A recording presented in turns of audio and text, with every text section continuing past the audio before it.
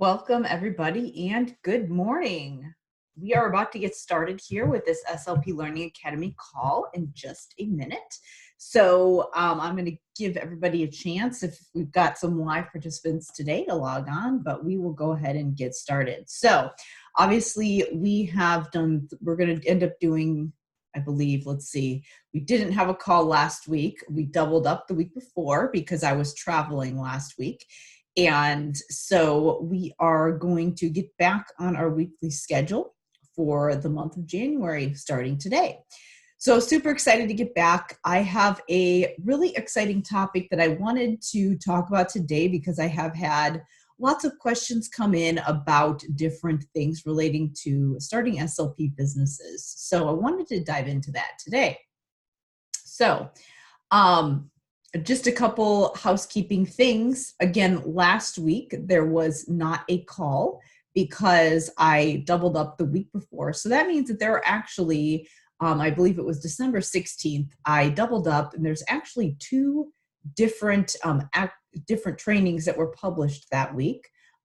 There is actually an extra hot seat training that got uploaded for you because we did not have a live call last week. So that should be in your December members area. Just a couple things. Again, last week, as I was traveling, you probably noticed that your notifications were a little bit different. We will likely be making some changes to the coaching call schedule coming up in the next month. I'm always trying to figure out what's best for members, what is the best way to get people's questions answered. The way that I've been doing it is I've just been taking email submissions and answering them on the calls that I record weekly. But as we move through the program, we are going to be making some changes to see what works best for people. So stay tuned for some different announcements about that. Before I change anything, I will always let people know. So with that being said, I wanted to talk about a really exciting topic I am going to be diving into a little bit this coming month, which is the topic of starting a private practice. Now, I have talked a little bit about my experience with starting a business, and I also have talked about the different options that you have when it comes to just taking the next step and exploring another option beyond whatever option you are pursuing right now, whether it be in a medical setting, whether you are in a school. So the area where I have the most experience is with doing online trainings and mentoring other SLPs. So obviously that's my passion. That's my area where I have started my business, training other SLPs, providing online continuing education and coaching and mentoring. But there's also another option when it comes to starting a business. If you want to continue working in the clinical directly with clients, or if you want to directly supervise people who are working under you as a clinician, and that would be starting a private practice. So there are a lot of different options that you have when you're doing that. So I wanted to talk a little bit about some of the objections that come up from different clinicians who are thinking about starting a private practice and who haven't done it yet, or just different fears that people might have when they are wanting to start a business, wanting to start a private practice, things like that. And then I'm going to be directing you to a resource and just share a little bit about some free trainings that are going to be coming up this next month. So first of all, there are a lot of SLPs out there that would like to start a business, particularly a private practice, but for whatever reason, they are not moving forward. And a lot of times it's because they think that for whatever reason, they're not ready yet, or there are too many obstacles in the way when it comes to doing so.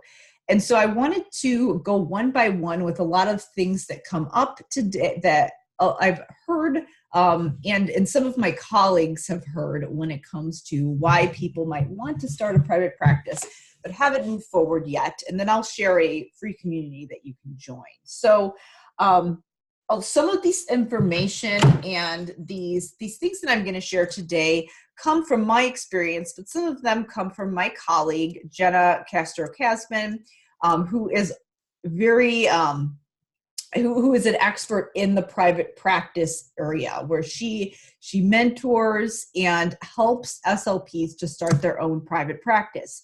And so throughout that time, she's seen a lot of different business models, a lot of different types of private practices when it comes to clinical areas.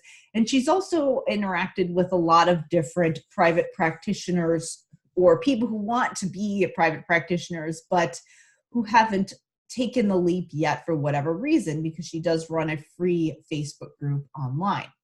So I wanted to go one by one today, some of those things, because I am also in that group and I do mentor SLPs as well who want to start businesses or just advance their careers and advance their clinical expertise. And I wanted to share a little bit about some of the objections that come up. So let me go through one by one some of the things that come up. Jenna actually did just send out an email to her mailing list that was really helpful today, actually, that actually talked about this topic, that gave me a couple more ideas.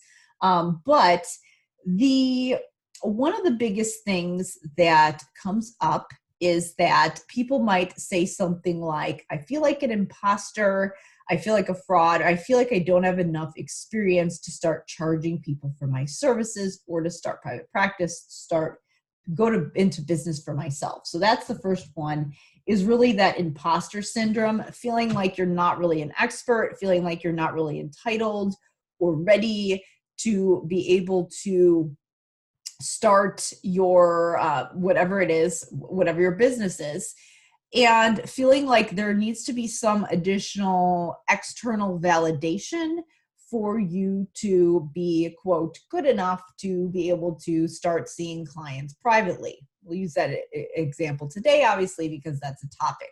So that's the first one. The second one is just a general overwhelm with what you need to do when you're starting a business. Thinking that you need to have some certain type of certain things in place before you start your business, and thinking that those things need to be a huge ordeal.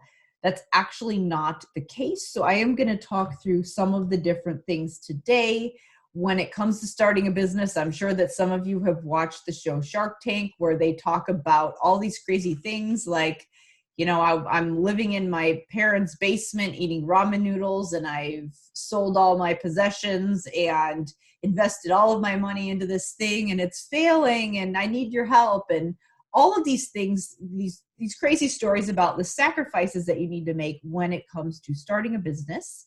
Not that there aren't sacrifices, but a lot of times it doesn't need to be as dramatic as we think it is.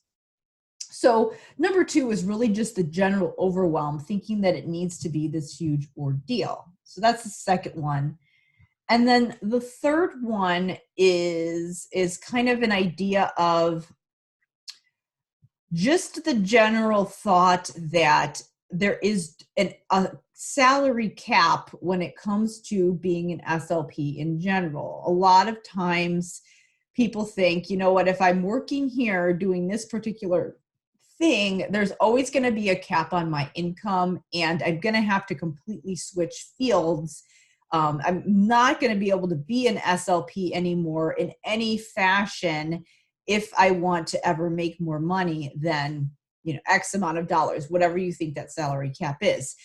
And then a lot of times people are kind of resigned to that because they feel like, well, I guess I shouldn't be focused on making money anyways. I should be focusing on helping people. So I guess this is just as good as it gets.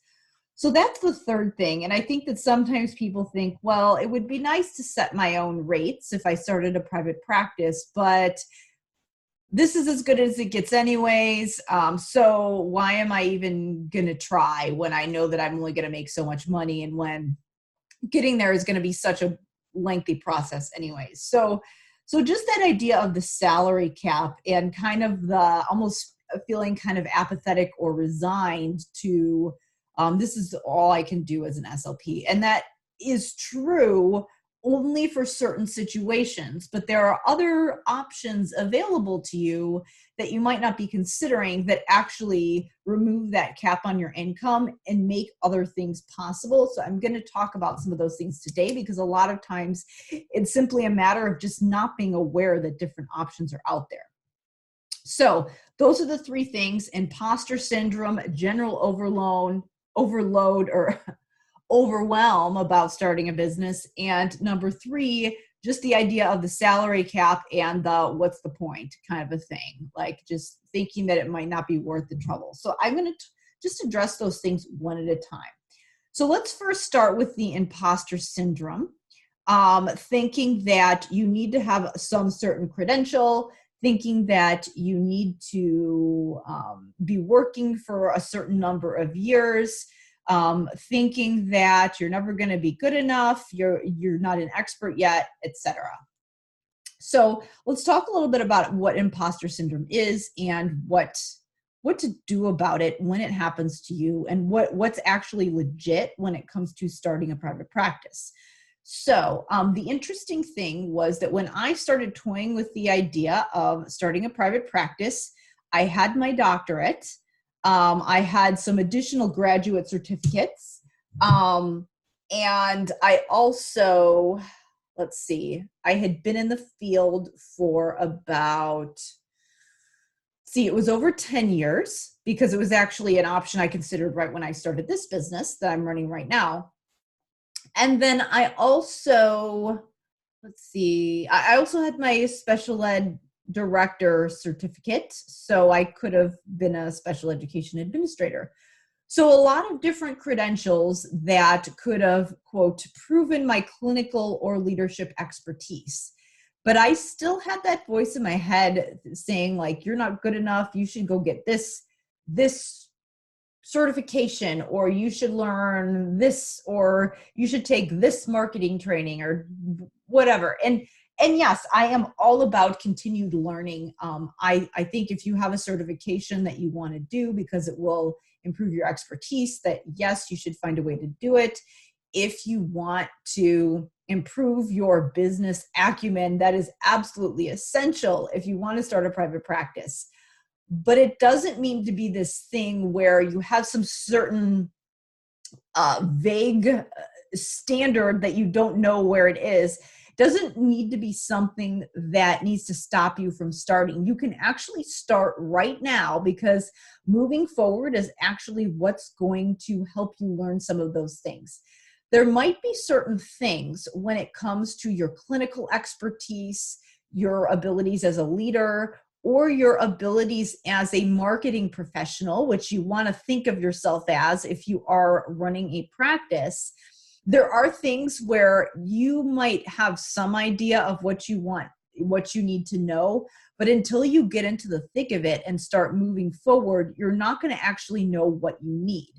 There are things that I have invested in since starting my business that I had no idea. I never would have even known to ask those questions had I not moved forward and started my business. So for example, one of the biggest things that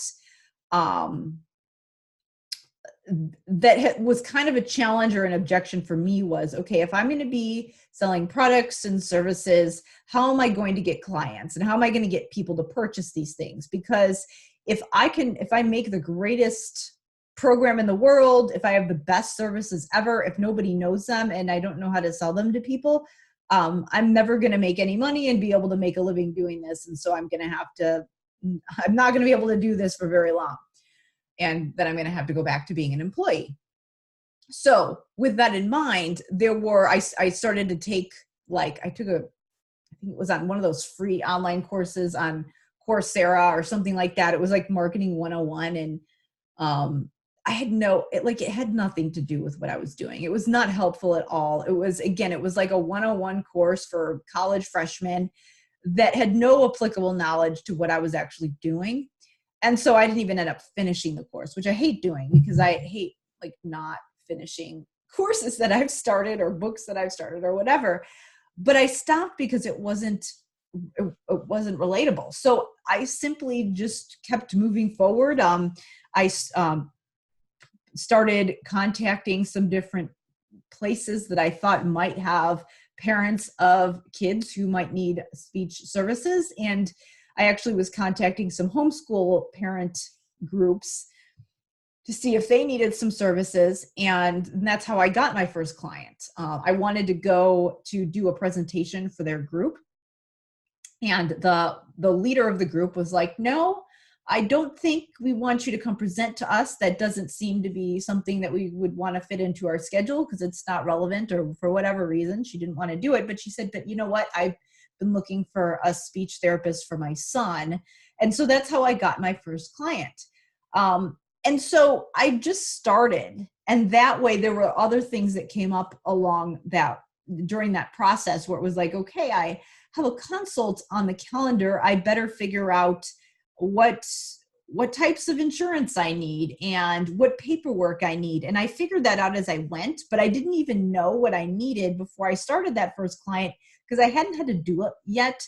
So I educated myself as I went. And actually, one of the first things that I invested in was Jenna's book. Jenna Castro-Casvin has a book, and I know she has a couple of resources with clinic forms.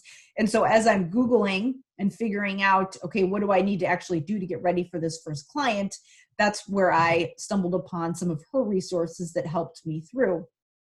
And the interesting thing about that is at the time, I don't think her course was out yet. She had a book, and yeah, I invested in some things that helped me, but I immediately made that money back as soon as I started seeing that first client. If I was charging enough in my sessions, I could make what she charged for her book back in one session. So it really ended up being a good investment.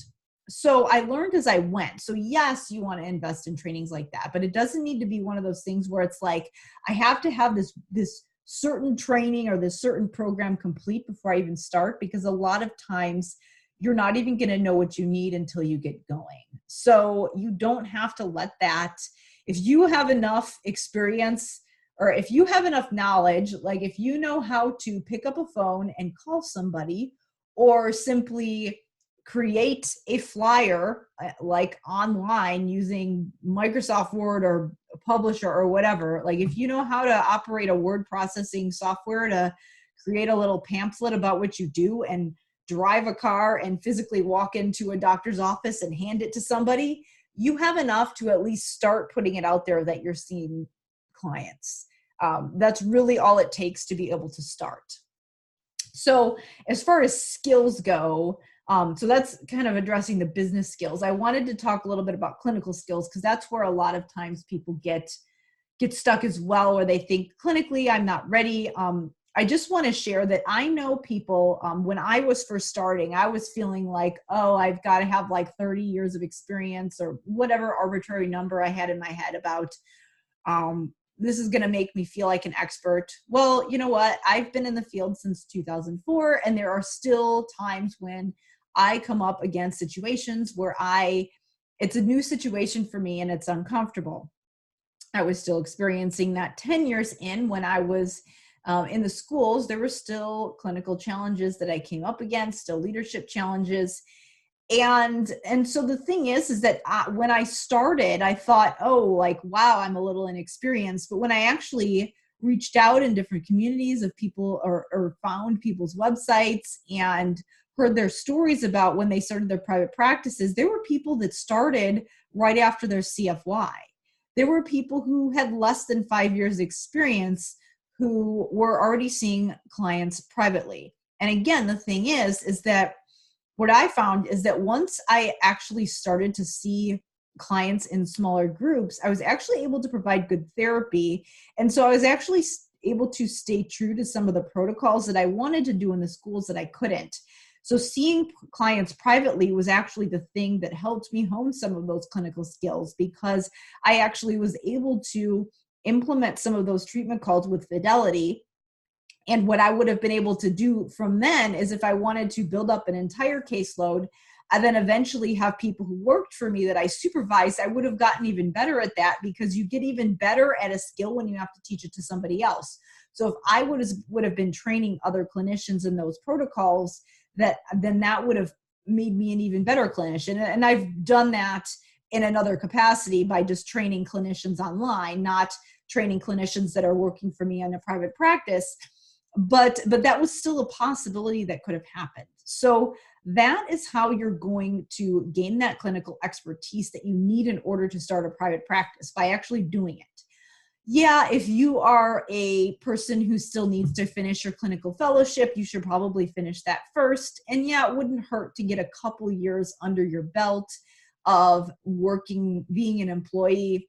But you certainly, as long as you've got your credentials, as long as you've got your ASHA-Cs, or if you're in another country, obviously, whatever credential is required in your geographic location, if you've got that, then you're qualified. I mean, according to ASHA, you are qualified you're an ASHA certified licensed speech pathologist. So you are qualified to provide services for those students, those clients. Think about where that person is without you. Especially if you have a need in your area, or especially if maybe that client has worked with other even private practitioners before and it hasn't worked out. A lot of times the relationship that you have with your clients and the caregivers, there's actually research out there that shows that is just as important. That relationship and the trust is just as important as the clinical techniques that you're using. So yes, you want to have solid clinical techniques and know what to do. And that's going to help, your confidence in that is going to help present that level of expertise. That's going to be one of the factors that can impact the trust that your clients have in you if you appear confident. But the other thing is your ability to establish a relationship. So what if there's a client out there who really needs help? They haven't gotten the help that they need from their school. They haven't been able to establish that connection with their private practice SLP. And here you are. And if you're sitting there saying, you know what, I don't have enough experience, blah, blah, blah, kind of in your head, that's about you. You're stuck on your own issues. And this person over here needs your help. And you have the ability to help them. So you're actually doing them a disservice by not offering your services to them, because you could be that person that, yeah, you might maybe not have as much experience as those other SLPs, but you might be that person that's going to help build that relationship. And then you're building those clinical skills over time. And if you can establish that relationship with them, that could be one of those things that helps them make a turnaround. Maybe that could be one of the reasons why they're not getting results with somebody else. So don't underestimate that. And don't underestimate the fact that you know more than they do. You know more than that client does about whatever you're teaching them. You also probably know more than their parent does. If they knew how to solve the problem, they wouldn't be coming to you. So simply by owning that and just knowing that you don't have to be the best clinician in the world to help them, you just have to be able to, you just have to know more than they do. You just have to be helpful. And yes, you should be honing that expertise over time to get even better. But you don't have to be perfect to start, because if you keep waiting, you're never going to be able to get there, and you're never going to be able to offer those services to those people who need your help now. If you say, you know what, I think I want just like another year, or let me go do this other certification. There's those people that are sitting there who need your help now. And maybe you'll have even more expertise after you finish that certification, but you can certainly start providing those services now, as long as you're credentialed. And the other thing that you are going to want to have is make sure that you do have professional liability insurance. There are a couple companies, Mercer is one of them. I'll share some links below this video to professional liability insurance, but that's super easy. You can get it online. It's a little over $100 a year. So it's not super expensive, and you can get it immediately. That is something that you're going to want to have before you start seeing clients. But that's all I had. That's the only thing that I did before I started seeing my first client. I did all that other stuff, kind of built it as I went. I actually didn't even have my business officially registered yet. I, for the first couple of years of operating my business, was operating as a sole proprietor. I wasn't even, hadn't even talked to a lawyer yet and registered it. I did eventually form an LLC, a limited liability corporation. So those are the, the things that I did, but I didn't have to do those in order to start providing the services. And then yes, obviously make sure that your state license is up to date and things like that you would be doing anyways.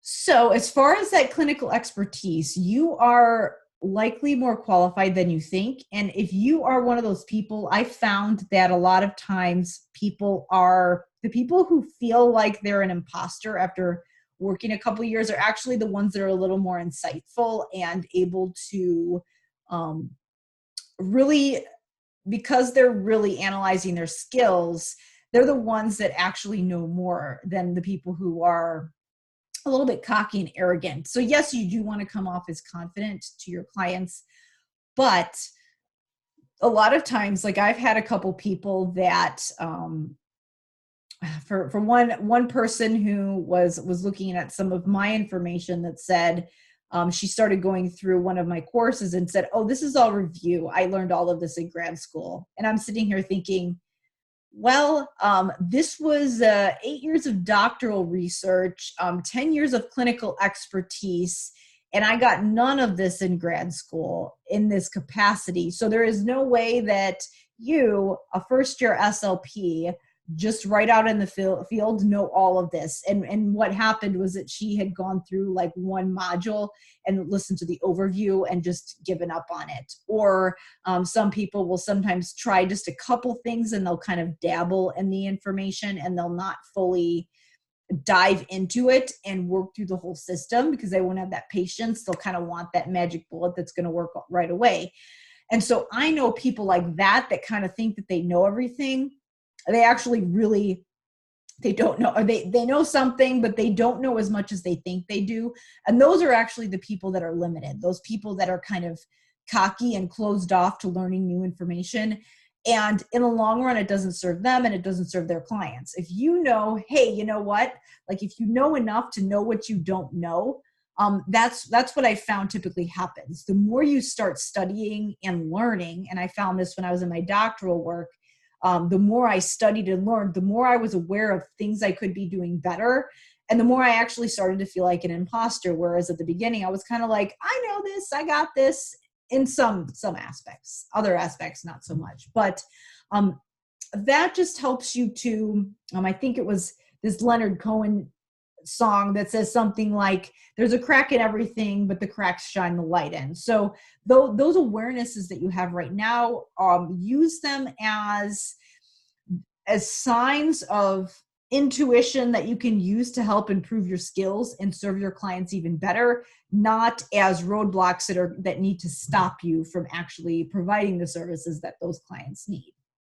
And don't be like those people that are like, you don't want to be like those people that are like, I don't need this. I already know all of this stuff. No, you don't.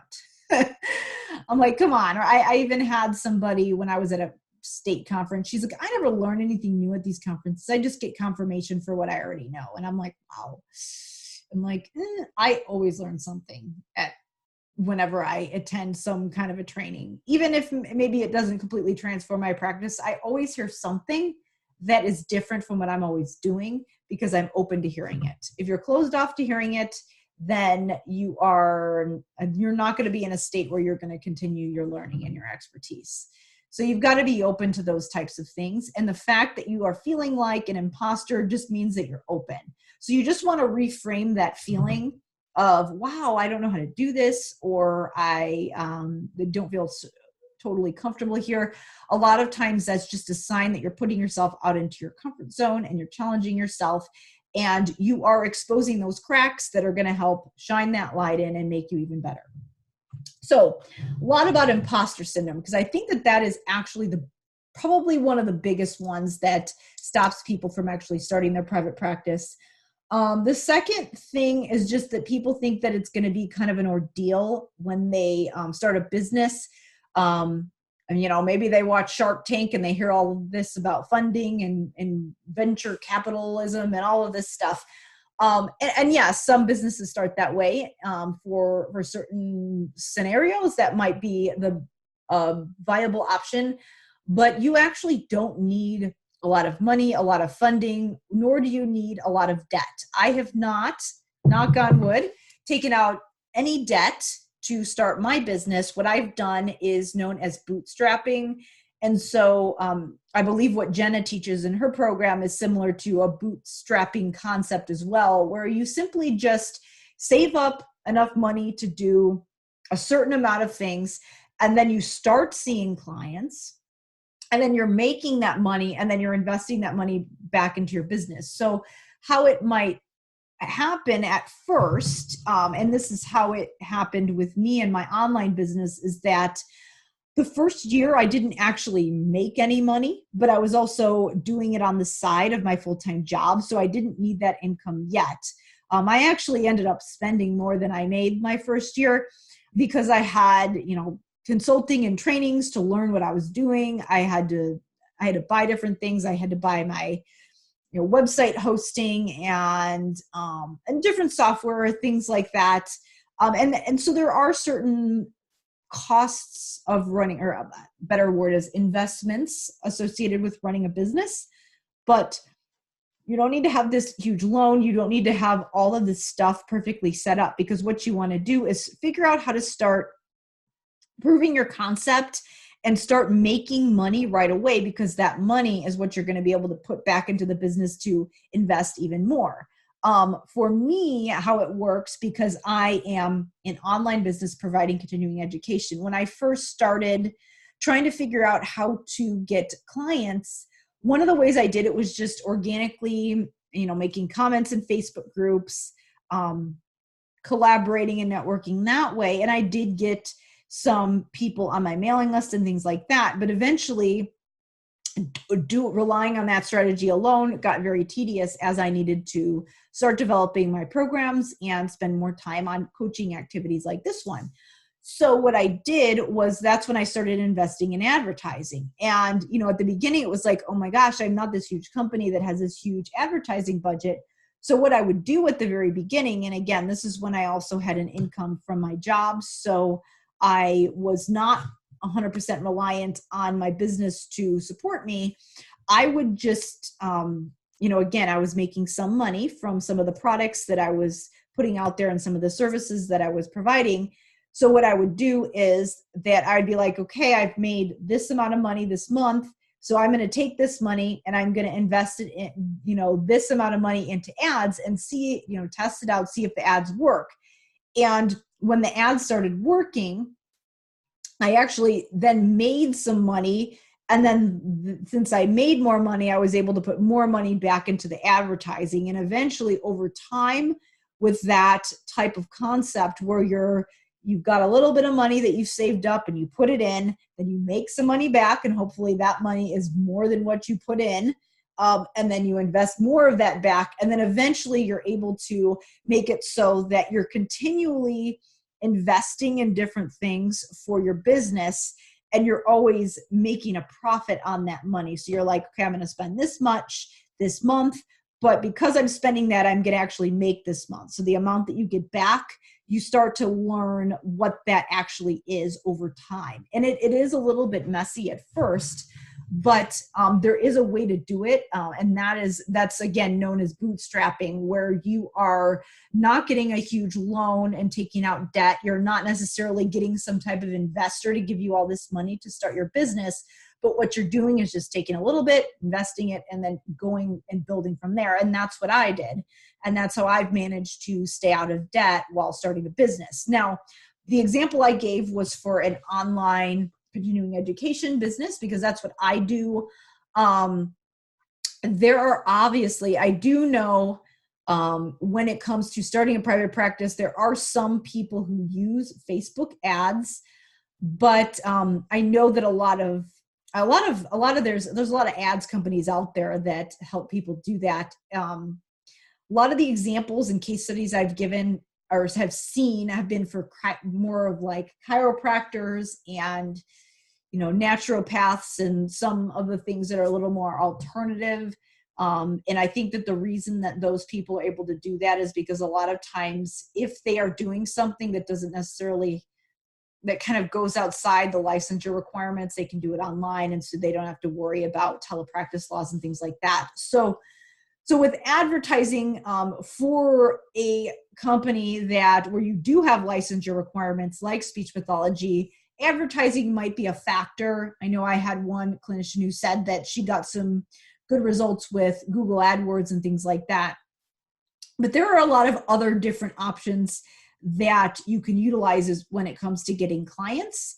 For private practice, that might be investing in some type of handouts, or going out and doing some presentations at pediatricians' offices, or maybe like taking them, the investment might be you're taking them to lunch, bringing them lunch, doing a presentation for them, things like that.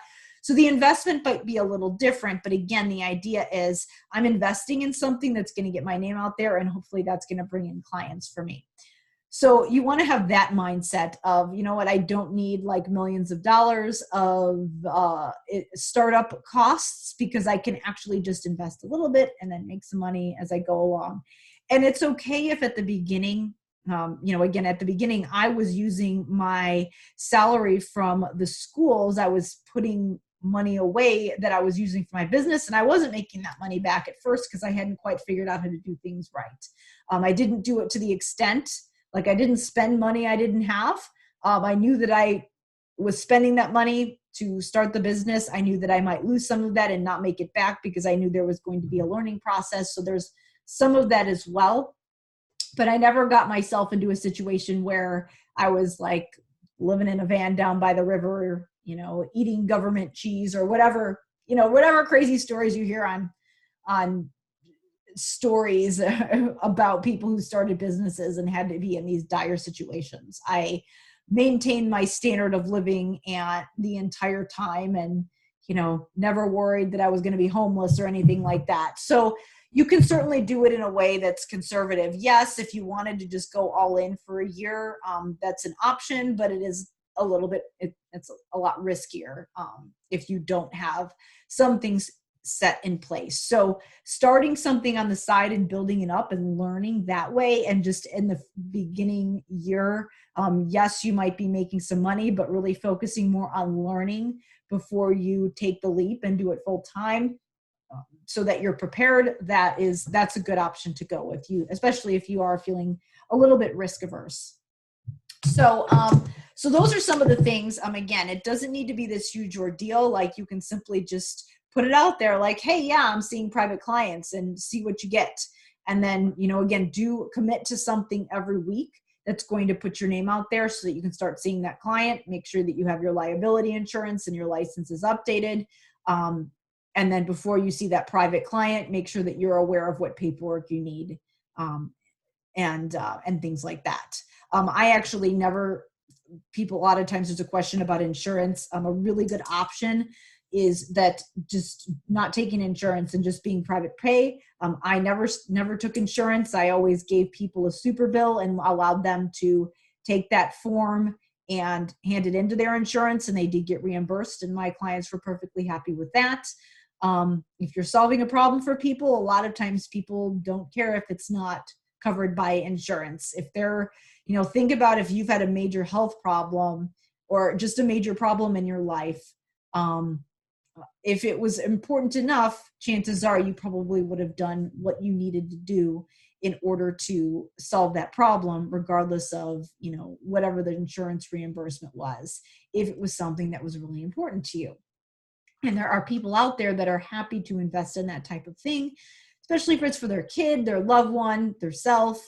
You never know. Whatever the particular situation is.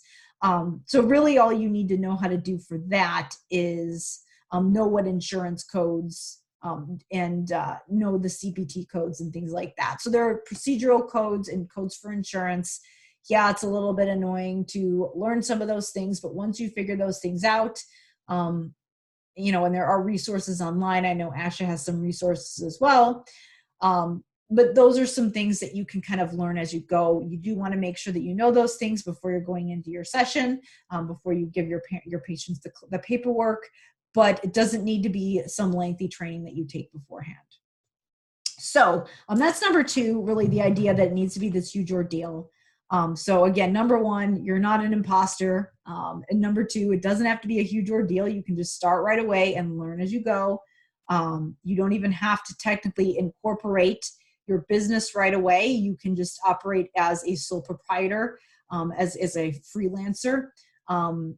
And again, you can start seeing clients and be talking to a lawyer and in the process of starting your business as well, figuring out, am I going to be an LLC or an S Corp? I have found that a lot of trainings on what type of business structure you should use for SLPs. There was even one, I think, available online for one of the popular speech pathology websites. I don't find those particularly helpful because every state is different. So really what you're going to want to do is just get connected with your small business bureau in your area, get connected with a SCORE mentor. And also, if you do want to incorporate your business, just get hooked up with a business attorney. What I did was that there was a small business association and I said, hey, I'd like to incorporate. And I had some conversations about them about when was the right time. And once I decided to do that, they gave me a referral to an accountant and a lawyer. And that's how I started that process. But I had already been in business for a couple of years. I didn't wait till I had all of that set up to start providing services for people. And it's not really that big of a deal if you do want to wait till you have that started, but you certainly don't have to. You can start seeing clients as a sole proprietor and then be in that process of incorporating. Just make sure that you are keeping a documentation of all your expenses and your income. That's really the only thing that you need to do. So just keep a spreadsheet, be organized with your paperwork, and you'll be fine. All right. So that's number two, just that it has to be this huge ordeal. It doesn't have to be a huge ordeal. You can start right now. You can start next week. The third is that there is this ultimate income cap that is there when you are an SLP providing services to, whether it be actually in a particular setting as an employee and when it is, when you are in private practice. And so, yes, when you go to private practice, you do have a lot more flexibility and freedom because you can set your rate, you can set your schedule, you've got more control over that. You can also decide what kind of clients you want to see. You can also you have more control over the types of things that you treat. Some of the things you might not be allowed to treat in the school or have enough time to treat in your setting. So you can really have more control about what goes on in those therapy sessions. You're not doing these huge group sessions and things that you might be forced to do if you are in a setting where you are working for somebody else. With that being said, there are only so many hours a day. So if you are operating under the billable hour, then there is an ultimate cap because there are only so many hours in the day that you can be providing those direct services. So with that being said, under certain models, yes, there is kind of a cap to your salary. You can obviously have more control over that, over your hourly rate. So that does it does raise that cap if you are working for yourself, but it's still going to be there if you are billable, if you are relying solely on the billable hour. So the thing is, though, is that how I've known people in the SLP space to get out of that billable hour is to simply use a different model. And you might get to a point where you're like, you know what, I'm happy with what I'm making. I know I could be making more, but I'm really happy with my schedule. I'm really happy, again, using the billable model. If that's good for you, then great. Or if you're like, you know what, I'm going to do this first, and then I'm going to figure out how to scale this up, then that's great too. Maybe you see it as a stepping stone to the next level. But what people don't realize is that there are other models that you can use besides the billable hour that are going to allow you to actually raise that cap or remove that ceiling on your income. How I've been able to do it is that I have taken my clinical skills, so the things that I was using when I was directly seeing clients, putting them into courses and programs, and then making them available for SLPs online. And because of that particular model, because I have a course that's self-led where I go in and facilitate learning and things like that, but I'm not always required to be there while people are consuming those trainings. That's allowed me to get away from that billable hour. So whether, this week one person invests in my course or 10 people invest in my course, that's not going to necessarily take me 10 times as long. It could take me just as long as it does, the same amount of time as if only 1 or 2 people invested. So that's how I've gotten out of the billable model or the billable hour, is that I've utilized the online training method. And so that's how I've been able to do it. But with private practice, obviously it's a little bit different. How some of my colleagues have done it is that they have had employees that work for them, because what that does is, let's say that you have 2 people working for you at the same time.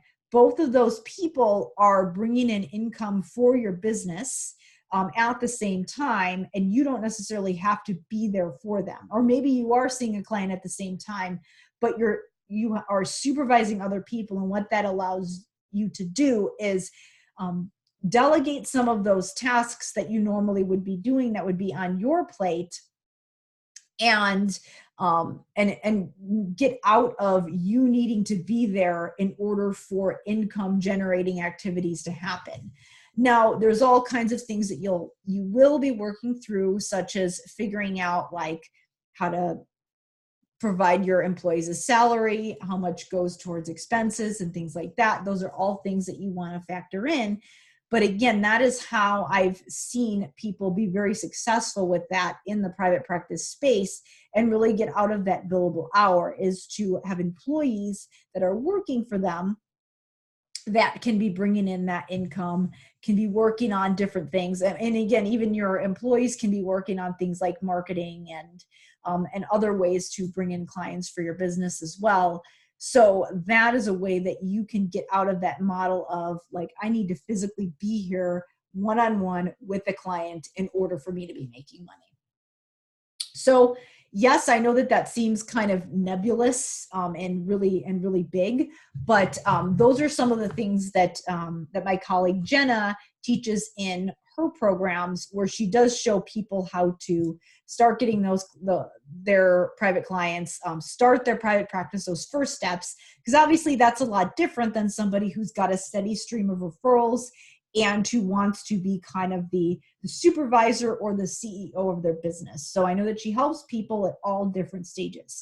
So the reason that I mention this is because later on this month, I am actually going to be, Jen is going to be doing the training, but we're going to be co-hosting. She is going to be doing a training on how to start your private practice, specifically for people who are in my programs and who are on my mailing list. So stay tuned for that. That's going to show you a lot more specifics about how to do some of the things that I have mentioned today. But for now, the whole thing to keep in mind is that you can start right away. I've shown you some things that will help you to start taking those first clients, and so you can start building and understanding how this is going to work out as you continue to grow your business and invest in it over time. So what I wanted to share before I signed off today is that, one, just to let you know, keep your eyes open. If you're on my mailing list, I will be sharing some information about a training coming up that Jen is going to be doing for my readers and my course members. So she's going to be sharing a bit about how to start a private practice. So keep your eyes open for that. But for now, I'm actually going to share some of her resources. I'll share some links below this video once I get it uploaded that will help you get connected with her so that you can check out some of her resources. I know that one of them that was particularly helpful to me was that she's got some clinic forms that were very helpful when I was kind of scrambling at the beginning and thinking like, what forms and what paperwork do I need? So I'll share those below this video, and keep your eyes open for that information coming up. All right, everybody, thanks so much for listening today, and I will see you next week. I believe it is our first January call. Yep, Monday, January 6th at 9 a.m. Central Time. All right, everybody, have a great day.